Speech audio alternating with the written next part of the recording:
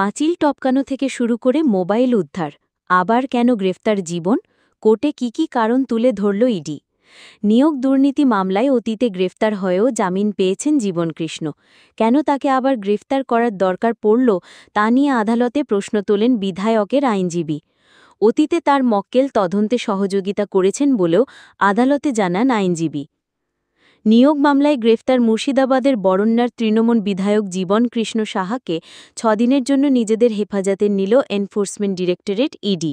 নিয়োগ মামলায় এই নিয়ে দ্বিতীয়বার গ্রেফতার হলেন তিনি। 2023 সালের এপ্রিলে তাকে গ্রেফতার করেছিল সিবিআই, পরে জামিনে ছাড়াও পান। এবার সেই নিয়োগ মামলাতেই ফের গ্রেফতার হলেন জীবনকৃষ্ণ। এবার গ্রেফতার হলেন অপর কেন্দ্রীয় তদন্তকারী সংস্থা ইডির হাতে। 2 বছর আগে যে নাটকীয়তা দেখা গিয়েছিল, এবারও সেই নাটকীয়তা দেখা গেল মোবাইল ঘিরে। আগেরবার পুকুরে ছড়ে ফেলেছিলেন বলে অভিযোগ ওঠে, এবার ফেললেন নর্দমায়। সেই মোবাইল উদ্ধারও করলে ইডি। সোমবার সকাল থেকে এসএসসি দুর্নীতি মামলায় রাজ্যের একাধিক জায়গায় হানা দেয় ইডি। মুর্শিদাবাদের কান্দিরান্দি গ্রামে বিধায়কের বাড়িতে হানা দেন তদন্তকারীরা।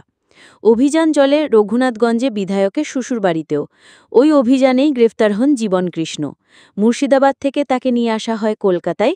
বিকেলেই সল্টলেকে তার মেডিকেল অর্থাৎ গ্রেফতারি পরবর্তী স্বাস্থ্য পরীক্ষা করানো হয়। সন্ধ্যায় পেশ করা হয় নগর দায়রা আদালতে। কী কারণে জীবনকৃষ্ণকে গ্রেফতার করা হচ্ছে তাও আদালতে জানান ইডির আইনজীবী। তদন্তকারী সংস্থার বক্তব্য, বেশ কিছু সন্দেহজনক লেনদেনের হদিস পাওয়া গেছে। বিধায়কের স্ত্রী এবং বাবার ব্যাংক অ্যাকাউন্টও লেনদেনের জন্য ব্যবহার হয়েছে। এই বিষয়ে নথি যেও পাওয়া যায়নি বলে দাবি ইডির আইনজীবীর। পাশাপাশি তদন্তকারী সংস্থা আরও জানায়, অভিযানের সময় পাঁচিল টপকে পলানোর চেষ্টা করেন জীবনকৃষ্ণ। মোবাইল উদ্ধারের প্রসঙ্গও উঠে আসে আদালতে। আর্থিক লেনদেনের অভিযোগ প্রসঙ্গে 6-7 জন চাকরিপ্রার্থীর উদাহরণ তুলে ধরে ইডি। আদালতে তদন্তকারী সংস্থা জানায় 46 লক্ষ টাকার লেনদেন হয়েছে বলে সন্দেহ করছে তারা। নিয়োগ দুর্নীতি মামলায় অতীতে গ্রেফতার হয়েও জামিন পেয়েছেন জীবনকৃষ্ণ। সেক্ষেত্রে কেন তাকে আবার গ্রেফতার করার দরকার পড়ল তা নিয়ে আদালতে প্রশ্ন তোলেন বিধায়কের আইনজীবী। অতীতে তার মক্কেল তদন্তে সহযোগিতা করেছেন বলেও আদালতে জানান আইনজীবী।